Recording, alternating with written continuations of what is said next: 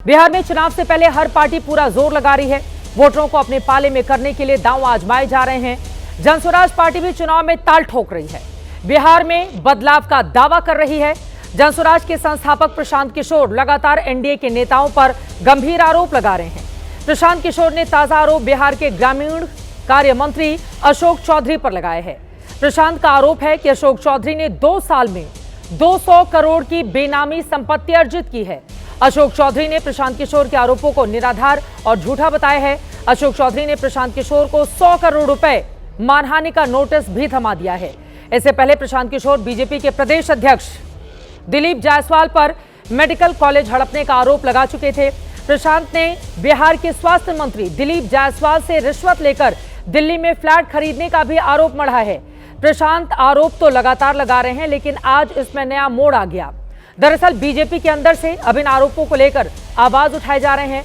पूर्व केंद्रीय मंत्री आरके सिंह ने अब इन आरोपों को लेकर नेताओं के खिलाफ मोर्चा खोल दिया है।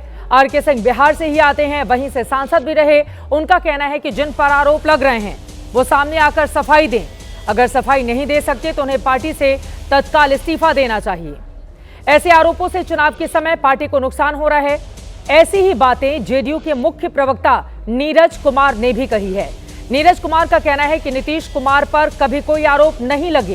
पहली बार खुद को उनका करीबी मानने वाले पर गंभीर आरोप लगाए जा रहे हैं। उन्हें हर आरोप का आकर सामने जवाब देना चाहिए।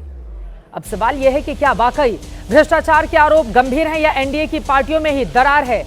इसीलिए यह पूरा विवाद भीतर से ही खड़ा किया जा रहा है और चुनाव से पहले इस तरह के आरोपों का खामियाजा क्या एनडीए को भुगतना पड़ सकता है। कई ऐसे सवाल हैं जिसको लेकर महादंगल में बड़ी चर्चा करेंगे, लेकिन सबसे पहले आप देखिए इस मुद्दे पर कैसे बिहार की राजनीति में मची हुई है खलबली।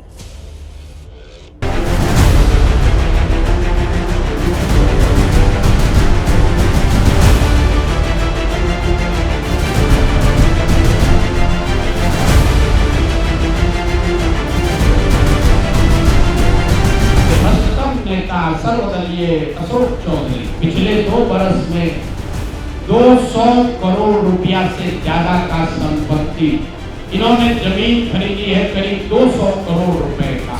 यह आवश्यक है कि वो सामने आकर के बतावे कि नहीं साहब तो सच्चाई क्या। हमको तो लगता है कि अगर इनके पास सफाई नहीं है तो पार्टी को विचार करना चाहिए, नीतीश कुमार जी को कार्रवाई करनी चाहिए। 2010 में जब सम्राट चौधरी ने अपना हलफनामा दिया तो उसमें लिखा कि मैं 7वीं पास हूँ। ये आदमी इतना फर्जी है, ये मैट्रिक का परीक्षा पास ही नहीं किया। जिनके ऊपर आरोप लगा है उन्हें इस संदर्भ में अपना जवाब देना चाहिए। भ्रष्टाचार के मामले में माननीय मुख्यमंत्री श्री नीतीश कुमार जी जीरो टॉलरेंस की नीति पर कायम थे, कायम हैं और कायम रहेंगे। कार्रवाई के मामले में कोई अपना और पराया नहीं। आरोप किसी भी राजनेता पर कोई आरोप लगता है तो उसका ये कर्तव्य होता है कि वो उसकी सफाई दे।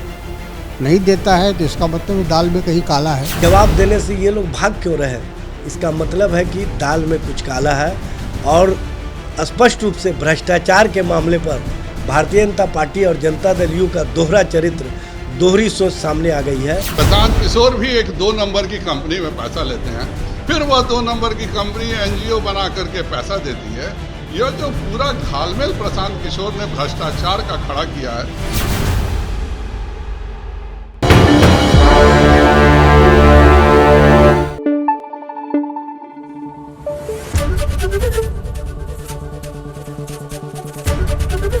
एबीपी न्यूज आपको रखे आगे।